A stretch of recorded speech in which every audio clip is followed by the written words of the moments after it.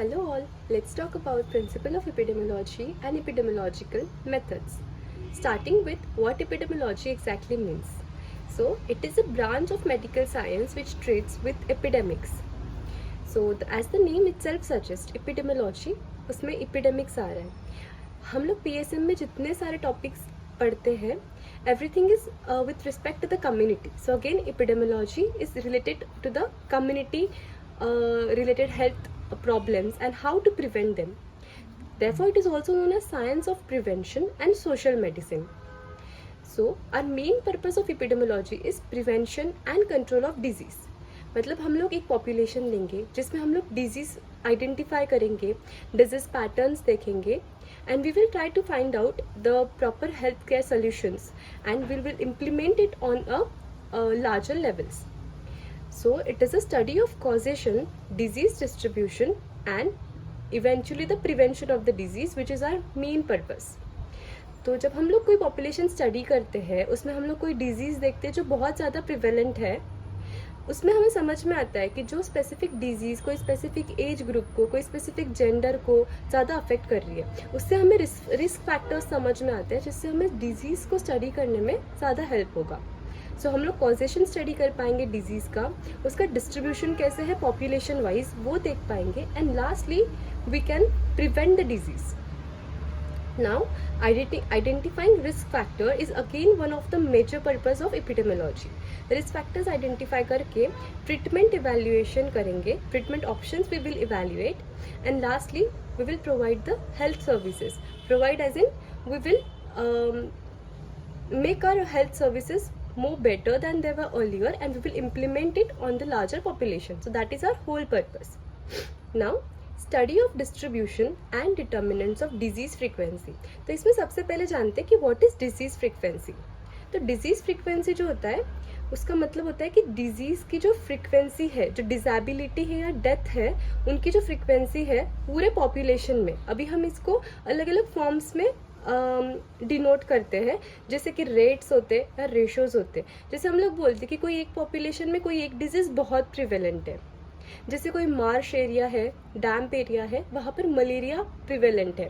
तो जब हम ये बोलते हैं कि malaria is 60% prevalent in this area, या फिर टीनिया क्रूरिस जो फंगल इन्फेक्शन है वो ज़्यादा प्रिवेलेंट है कोई स्पेसिफिक एरिया में, तो ये जो प्रिवेलेंस होता है, ये जो रेट्स, ये जो रेशोज़ की हम बात करते हैं, that is a disease frequency.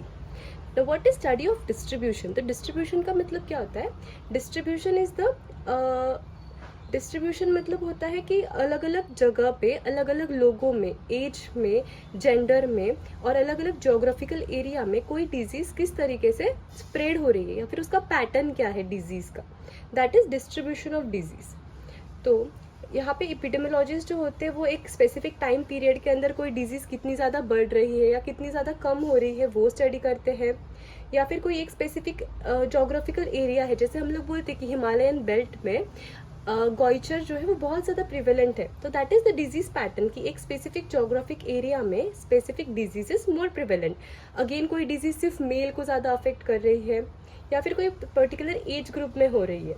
तो ये सब करके हमें क्या मिलता है, हमें रिस्क फैक्टर्स समझ में आते हैं कि ये स्पेसिफिक एज ग्रुप के जो चिल्ड्रन हैं they are more prone to get mumps या फिर कोई और डिजीज़. तो इससे हमें रिस्क फैक्टर्स समझ में आते हैं, इससे हमें कॉजेशन समझ में आ सकता है. तो ये सब आता है हमारे डिस्क्रिप्टिव एपिडेमियोलॉजी के अंडर, जिसमें हम एक हाइपोथेसिस फॉर्म करते हैं.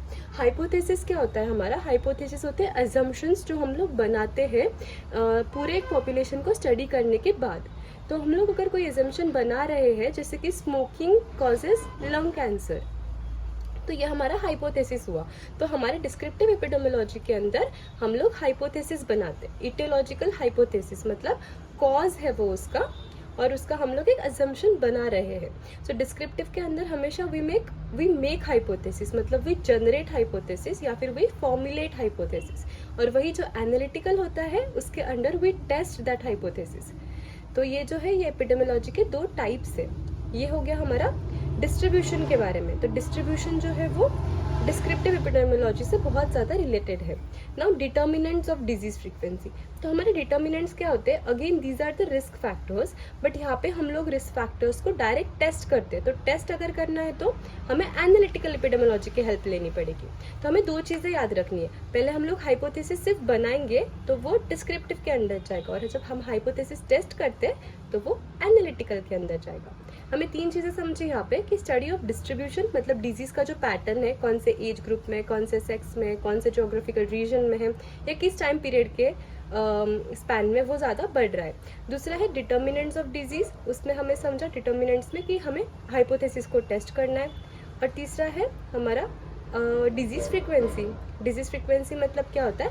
It is the prevalence rate, death rate and incidence rate. Now our ultimate aim is to eliminate or reduce the health problems, to promote health and well-being of society as a whole, to describe the distribution of disease, identify the etiological factors, and provide data to plan and implementing for prevention, control, and treatment of the disease.